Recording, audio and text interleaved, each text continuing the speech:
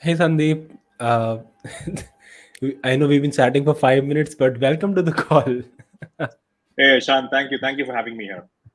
Yeah, I'll quickly just introduce ourselves and then why Outbound, right? So it's interesting because we're a B2B SaaS marketing agency that focuses completely on inbound, right? We do ads and SEO. Both of them are the primary inbound channels for most companies.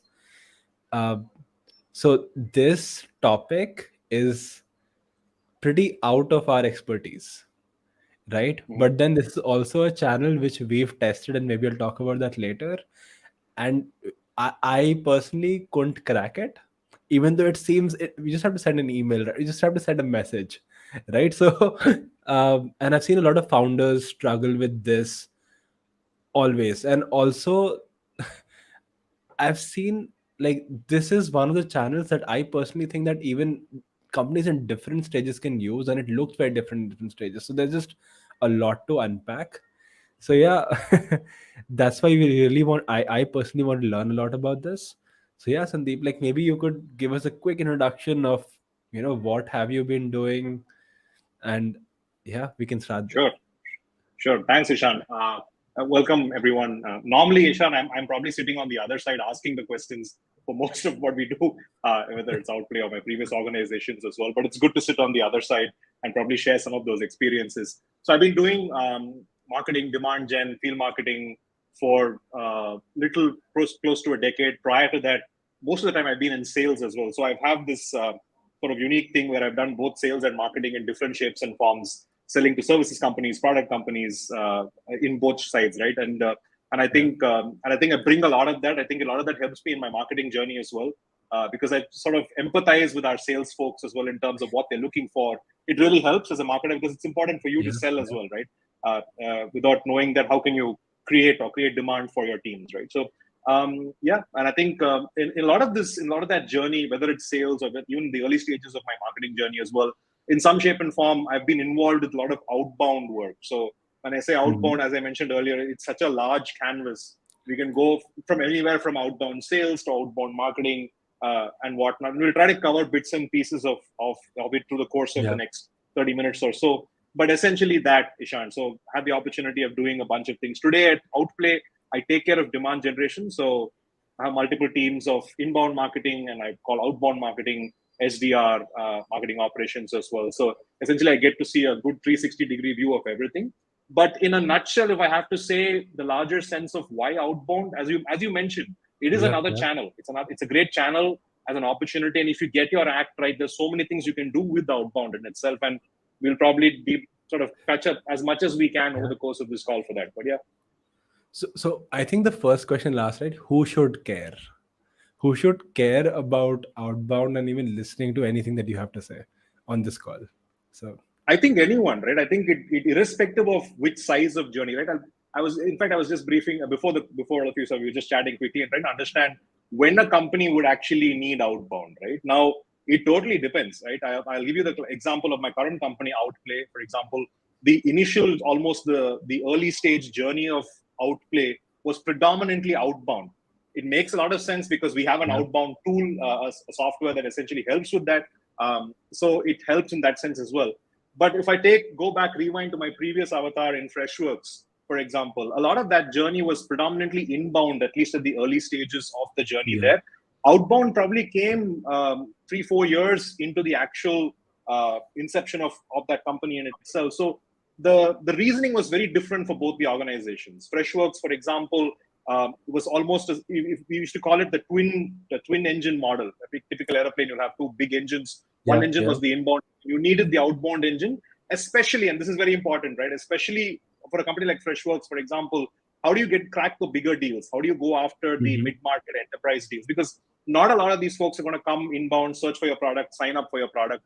How do you Yeah. get to them? And that's where the whole outbound piece came into sort of being, because you can target a lot more in outbound. You can get a lot of that stuff done. For a company Yeah. like Outplay, for example, because of the early stages, trying to figure out product market fit as well, outbound makes a lot of sense because how do you know you're creating the right kind of content for whom? I mean, you have an idea of persona, but how do you even know, right? Right. So it's a great opportunity for you to test the waters. In fact, by outbound, initially that actual journey was outbound in Outplay, right? So for anyone out there, founder, head of marketing, head of sales, depends on which stage of your journey. You can try, you can figure out where you want to do. Because essentially, look at it as another channel. But I'll tell you later about why the channel is super useful as well. But yeah, Ishan. Yeah.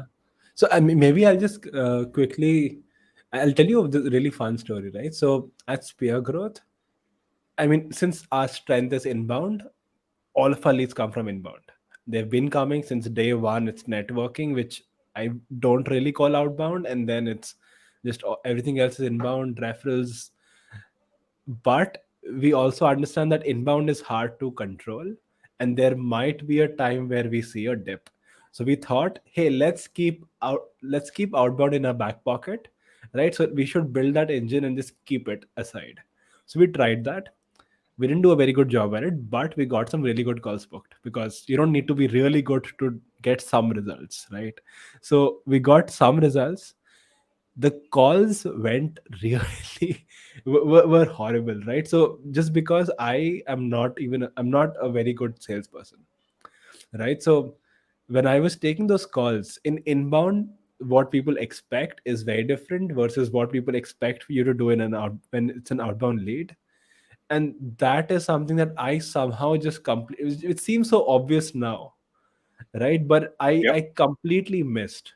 So a couple of questions just based on my experience there, right? One, and also one more thing, it took us longer to launch it than we thought it would.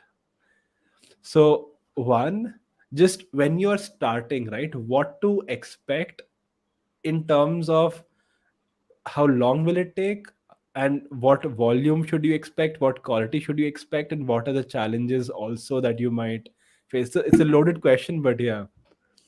So see, it is a loaded question, but I'll try to unpack this as much as I can. Right? I think the most important thing, I think, in anything, whether it's inbound, outbound, I think predominantly, and we'll talk about possibly why you failed as well at the initial stages of assembling. But I'll try to cover a couple of things here. Right? I think from an outbound perspective, first thing, most important, tell this to everyone out there. You really need to know whom you're targeting. When I say whom, I mean the persona. You've got to be razor sharp and figure that out really, really well. Understand everything about that individual, what they buy, why they buy, where they are, what they're eating, what are their pains, challenges, etc., etc. Because all of that's going to be super important when you craft your message for outbounding, right? Biggest advantage, as I mentioned, I was trying to mention earlier on as well, in terms of outbounding, is your ability to target a specific group. Like, for example, let's say marketing agencies are the right persona, what type of persona, type of company that you want to go after, right? You can pick up that set of companies within that marketing, whatever agency vertical. You can figure out who's the right persona that you would go after, and you craft your messaging for that. Now, all of that's important, and with something like outbound, you can do that. Disadvantage of inbound is that you can't control who's coming to you. You really can't control the kind of people coming to you as well.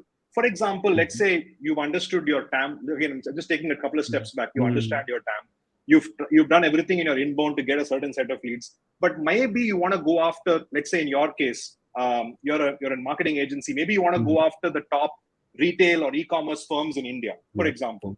Now, not all of those folks are going to come and sign up directly or reach out to you directly unless they hear or there's some great content asset that you're circulating right now, or some referral comes through. But an outbound strategy might be able to pick up, hey, here are my top 100 e-commerce retail companies. I will craft the right kind of messaging, maybe use a tool like Outplay, reach out to them, to the right persona as well, pitch my right message and get to them, right? So it really comes down to being able to target the right folks. Yeah. I'll ask a couple of follow-up questions so that if anyone is starting out, right, it's less vague, right? For example, is step one making a Google sheet with literally, hey, these are my filters, these are the kind of people, this is what their pain points are, and then sending, and then what do you then send them a mass email, or do you, based on where they hang out, if they are more active on LinkedIn, you target them there? So what's the next step? Let's say I've created that list of companies, my top 100 companies I want, my dream 100, right? I've created that. Yeah. Then what? dream 100, figure out within that 100 whom you're targeting, right? Based on who you're selling, what your product is. As I said, persona is the key. There's nothing outside of persona. Persona is the key. Now, for that persona, do I have my messaging? Do I know what is important or what is the value my product or service is going to create for that individual in that company? Classic example, I take care of demand. My biggest goal in the company is to ensure that my sales folks have the right pipeline. If people are pitching those kinds of tools that can help me generate that pipeline, I'm curious. I'm interested. I'm interested in seeing that. If the messaging is right, is on point, saying, hey, Sandeep, I can help you generate our the product or etc. We have helped you to help companies generate X pipeline. We have worked with people like I'm giving you the most bare form of how it can possibly sound, right? I might be curious. Now, whether I will choose to buy now is different. But at least if I am in the business of demand or creating demand, I'm curious to know what that product or service has to offer, right? So if you set the right notes, I'll interject here again because there are two very interesting things you said, right? One, you look at Outbound as a demand gen channel because most people just say that, hey, I'm running Outbound, I want demos today, right? Instead of, hey, this is a demand gen channel which will then help create demand later on, or it might work today, someone might sign up tomorrow. And that's one. So yeah, maybe like is that accurate, or like what to expect? And then I'll ask the second question post that, right? Perfect. I think, see, the most important, this goes out to all SDRs, AEs out there, right? You're not going to get somebody to give you a demo, a response, or have a conversation literally in that first email. It's very unlikely. I mean, if that happens, so I would always consider buyers as three types of buyers, in fact. You have the active buyers, you have the passive buyers, and then you have people who are not interested in anything, right? Active buyers are people who are out there in the market looking for a solution today. Passive buyers are maybe people like me, who I have my KPI, I know what I'm supposed to do for the company. You hit something with me that's borderline something what I'm looking for, I'm probably there. And then the non-interested folks are folks who are not even looking at this in their realm. Those are the third kind of thing, right?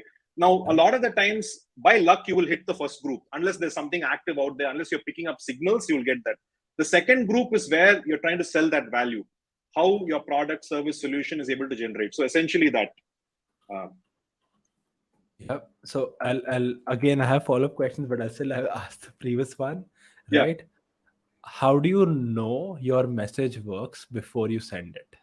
Is there a way to do it? Because I think at Σᴘᴇᴜᴜ we tried something and it worked really well for us. But just I'm curious, like, is there something that you do where before sending the message, you know whether it resonates or it's completely off? It's whether it will resonate, or the two ways of looking at this, right? One is, see, if you've got the value prop right, if you've got the basics right in terms of your email, right? Your subject lines resonate with me, your copy resonates with me, I will respond, right? Now, and again, I always tell people, whatever you're doing, if it's an email campaign, calling campaign, try everything in trenches. Don't go, if I have a database of 10x, 10,000, whatever, don't just go blast, because you never know. You'll have to A/B test everything, right? Right from your subject lines to your copies and all of that stuff. But the fundamentals, Ishan, the fundamentals being, does my subject line give me that need to open that email? Have I got the right subject line in place? If I'm seeing poor open rates, I know that's the problem. Am I getting good click-throughs from my email copy? That makes sense. Or better reply rates from that. Then my copy is wrong, right? So even to your previous question, right? I always tell, never ask for a meeting in the first conversation. You can, if you want to make sure that, okay, you have your calendar there somewhere, you can always have your calendar link placed next to your signature. If somebody really wants to have a conversation there, you can just go and provide that value. Talk to me in my language. I might respond. And then perhaps if I respond or don't respond as well, then drop in the option of, hey, you'll see this a lot on LinkedIn, by the way, right? LinkedIn is, to me, as good as email today. Somebody sends a note, people will connect, and today I connect with, I'm not averse to connecting with people, I connect with whoever. A lot of the times, the mistakes people make is straight away pitch. Hey, Sandeep, thanks for the connection. This is what I'm selling to you. Like, hold on. I don't know you. I don't know. At the same time, I've had people who've done a great thing. People who actually spent time looking at my profile, shared a couple of valuable insights, shared a couple of things, tried to engage in conversation. And then I said, hey, by the way, I work for this company. We do a bunch of these things. Is this something you're looking at? Without giving me like a copy-pasted, templated email saying, Itna bada, so it's a big long thing. Sit and read, figure it out. I'm selling all of this, right? Never going to work. right? So This helps. I'll tell you what we did, right? So we did something called information interviews. So we would just message people. For example, my message to you would be that, hey Sandeep, I'm looking to we're looking to expand our services to selling to sales tech, right? Now I want to understand this market better. Would you be open to maybe helping me understand, maybe a 15-minute call just to helping me understand this? I promise I'll not sell you anything. And we go on those calls because the reply rates to those calls are really high, and we really don't sell anything. We ask her a few questions, we send the gift back because we really are grateful, but then we get a message that actually resonates because it's what they said. We literally just copy what they say into our message and send it back to everyone else. So that is one hack that we, I think, tried, and it's working really well for us. And that's essentially part of understanding your persona, right? Like by doing this process, you get to understand them better. You get to figure out. It's a typical case of typically when we say in companies, right? If you're a marketer, if you're a sales, especially if you're a marketer joining any company, talk to customers, find access to customer recording calls, whatever that needs you to really understand who your customer is, right? And it's awesome that you guys did that, because essentially your messaging would have been crafted after those conversations. Correct. Yeah. And also a lot of those people actually start purchase as well, even though that's not really the primary objective, but it happens. So that could be an interesting thing that if someone wants to try out, right? Now I'm sort of like going back to what you said earlier, right? You said there are three kinds of audiences.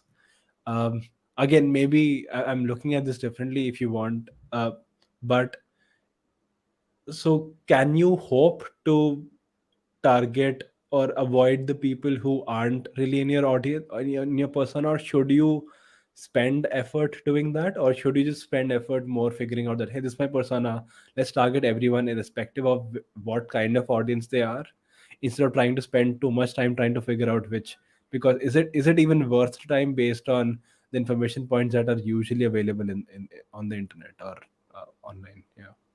Is your question around, I'm just clarifying, is the question around, I know my persona, but I will try everything else, or I don't know my persona, I'm trying to figure it out? What is the...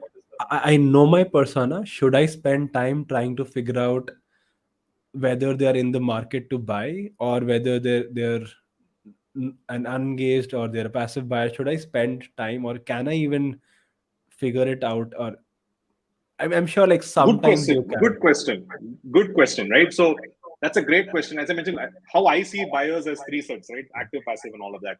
Now, the way Outbound is even going, right? And the way things, and you'll see a lot of this, right? Intent-based tools, right? Intent-based tools can give you that opportunity to figure out where potentially, wouldn't say individual per se, but at least if that company maybe is in market searching for your kind of product or service. Now, that can help you filter down to some extent. Instead of going like, hey, I will just go to everybody whom I think in that vertical or in generally that horizon will go after, that can help. Those are, I think, the key is to, and sometimes, again, now the reality is intent-based tools are not cheap. Some of these tools are super expensive, right? So what else do you have? What are the other options that you have, right? So others could be signs. Typically, if you have a sales navigator account, you can pick up when somebody is hiring for a specific kind of role whom you're pitching for, then you know that there is a sign that something is happening. I can go talk to the leader of that company. So you can pick signs from companies, right? Recently funded organizations, which means recent hires. For example, when I joined Outplay in Jan. By March or even by Feb, my inbox was flooded. People figured out and said, hey, Sandeep, I know you've joined SDRs and blah, blah, blah, and we've got this thing and we wanted you to have a call. And I spoke to at least 50% of those folks. Because I was, of course, trying to figure out stuff and trying to figure out life and whatever. And I was also curious to make sure that we bought some of those software as well, right? So all of these things, understanding signs that you can use also helps, so that it makes your prospecting a lot more razor sharp as well. Instead of, like you said, instead of just going spray and pray, you're a little more focused, right? And if you have, again, worthwhile plugging in Outplay here, if you have an SEP tool like Outplay or similar kinds of tools as well, it'll make that process a lot more easier. Like you can not just, like in your case, Ishan, you will probably just sent an email and left it. There are several, you can do emails, calls, LinkedIn, have a chat message with them, several things, right? So SEP tools essentially help you with that razor sharp sort of targeting. So about stages, right? You mentioned that there are different things you can do, and also there's companies at different stages. So uh, how different is it? For example, for us, when you're starting off, right? Obviously, there's a lot you can do. How do you prioritize what should I be focusing on to get the maximum results? And then maybe we can also discuss for a larger organization, what should I be focusing on when I'm trying to scale it, have it working at this level. But yeah, first for small organization, See, what I should they think, be focusing? yeah, small organization, the first priority, everyone's in growth, right? So first priority will be, hey, how do I get more acquisition? How do I bring a lot more customers in? Now, if you already have some signs that tell you this is my persona, this is my vertical, this is my Yeah, region, and all of that, then just double click on that, extrapolate your database or data size from that, craft the right kind of messaging, go out there and start reaching out, like literally using any tool that you have. yeah, Start reaching out to those folks. Response will happen. Keep watching your open rates, click rates, reply rates, the kind of response that you're getting. And as you rightly said earlier on, Ishan, the way you sell to outbound from an outbound prospect versus inbound prospect is yeah, vastly different, right? I remember yeah, Girish, CEO of Freshworks, used to say, I mean, it's probably a crude way of saying it, but he actually said that inbound is almost like assisted buying, right? I've come to your yeah, product. I'm talking about product, not service here. yeah, I've come to your product. I've signed up for your product. I'm already kind of made up my mind that this may be something that yeah, I'm going to go for. yeah, You, as a seller, need to guide them down the path, show value down the path in that sense. yeah, Outbound is not necessarily like that. You're always selling, right? Right from yeah, that first call, whether SDR is making it to the AE, you're still selling. You're probably selling to a bigger group of people, trying to create value at each level. So, like yeah, you said, you have to have the right kind of skill sets to be able to sell outbound as well, right? When you, let's say you get a company like, let's say Flipkart or whatever in your case, and you yeah, want to provide your marketing services to them, you're going to have to pitch to some 10 people sitting on a board there. How yeah, are you driving value to those individuals or whatever is more important there? yeah. No, this is. I wish someone would have told me this earlier. But what if, let's say, I have started something, right? Maybe it's founder led, or maybe I even have like one or two people who are doing this at the moment. Before that, what kind of team do you need for outbound? I think that's a better question to start with. Let's say the founder starts outbound, some results start coming in. So now I want to build out a team or a structure or something. What kind of team do I build? So I think key is, now I've had this question asked in different forms as well, right? People like, hey, do I start hiring SDRs? Do I start hiring Yeah, AEs? Do I hire a super expensive AE? What kind of budgets do I have? You have, yeah, these are interesting, or do I have an intern to run it? Whatever, right? yeah, Now, if in the early days, you perhaps, again, it depends on who's going to close the account. If you already have an account executive team that perhaps yeah, does inbound, then maybe start with a couple of SDRs, so that they can yeah, outbound, make the calling, do whatever requires to book those meetings.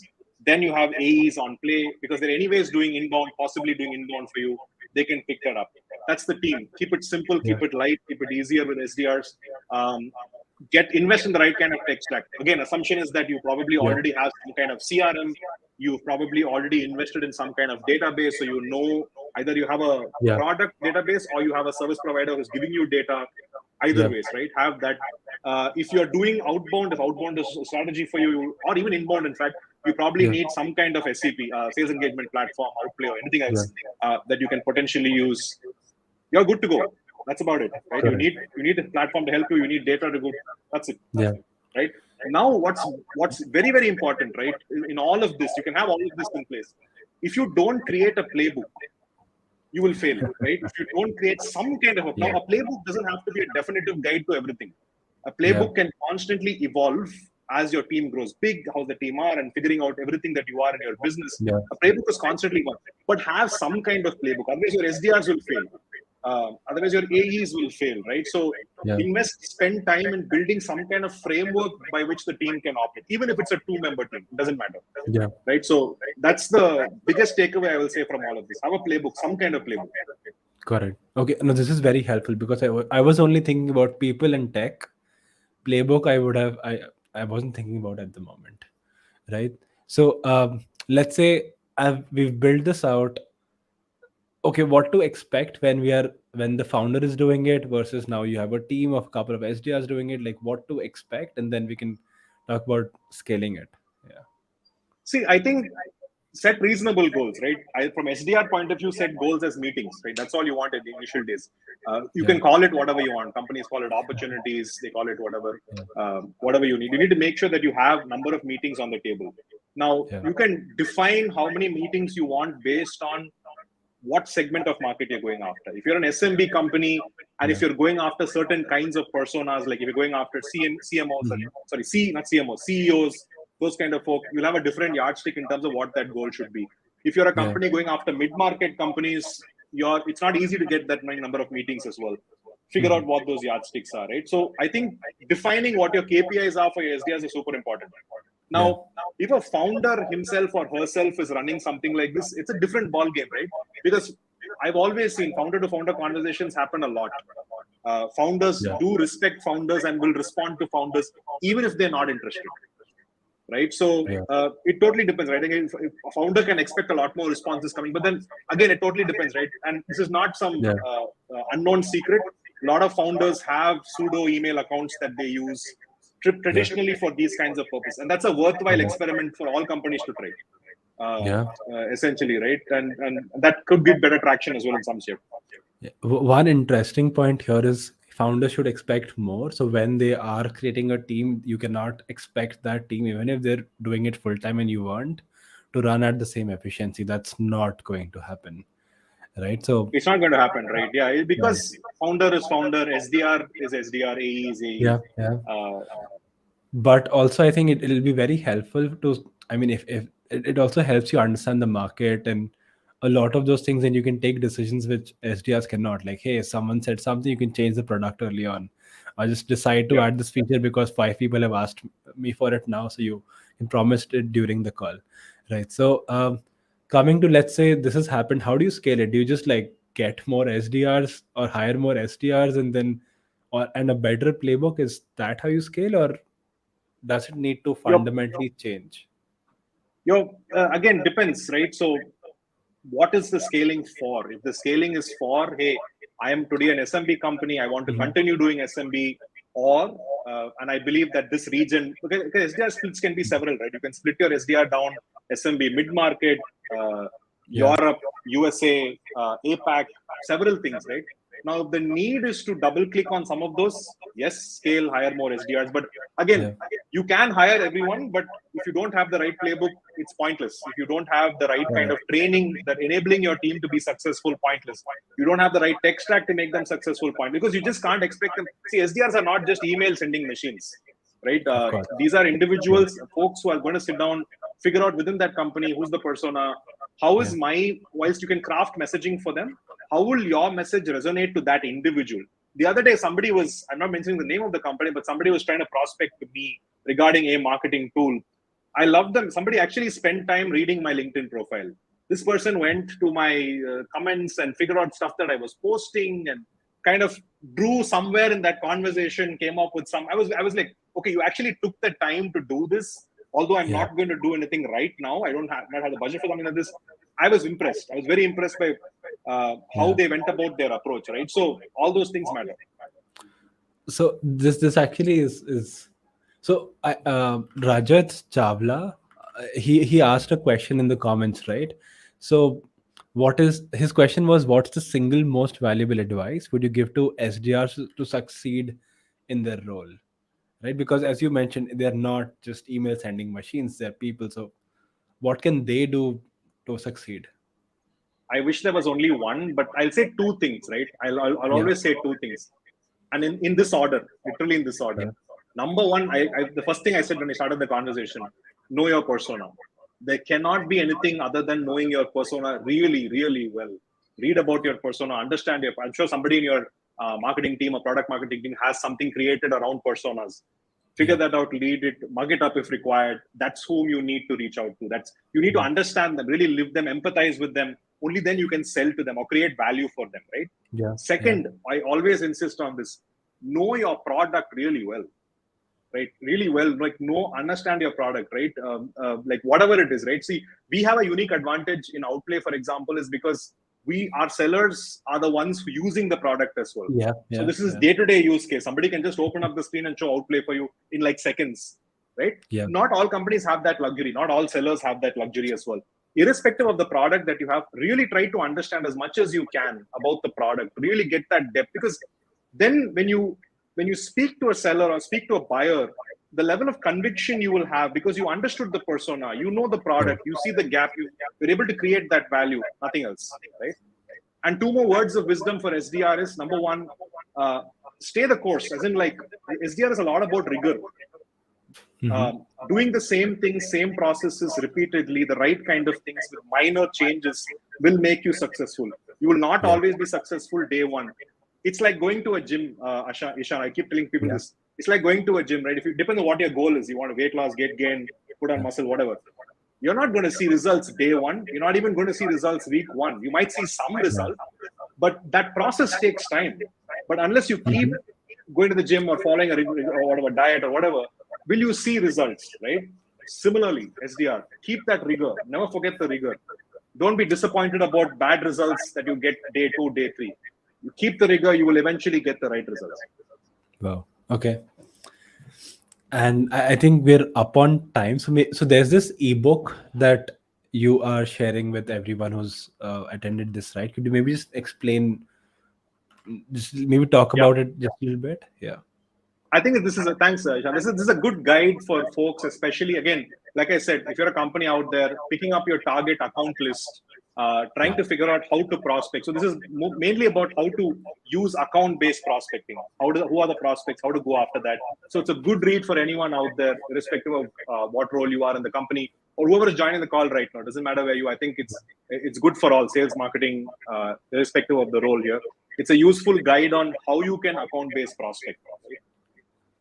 Awesome. If anyone's on the call, if you want the guide, maybe just comment with a rocket emoji and we'll send it over to you. If you are watching a recording, right? So at that point of time, maybe we can, if you're watching this recording, the link to download that will be in the in the description. There is a question on the screen, right? You move from business to marketing. Many of us hope to make the transition from being an SDR to marketing eventually. Any tips on how you can? Pranav, I think the best way to think about marketing, right? What does a marketing or demand gen person need in the initial stages?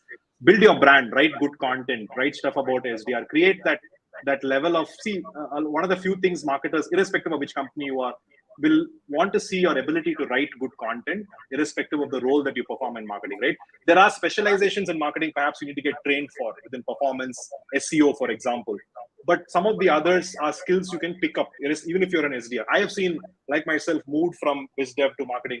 I've known several SDRs who've moved into product marketing, who've moved across the marketing sphere, SEO, depends, right? First, you've kind of already have to play that role in some shape and form. A great place to do that is on LinkedIn. Build your personal brand. You want to learn something from building personal brand, look at some of the outplayers. There are so many people out in Outplay who post so much about what they do, how they do it as well. Even I'm not able to keep up with some of our great folks out there, right? So great opportunity. Start right there, write good content, comment about things, interact with the community.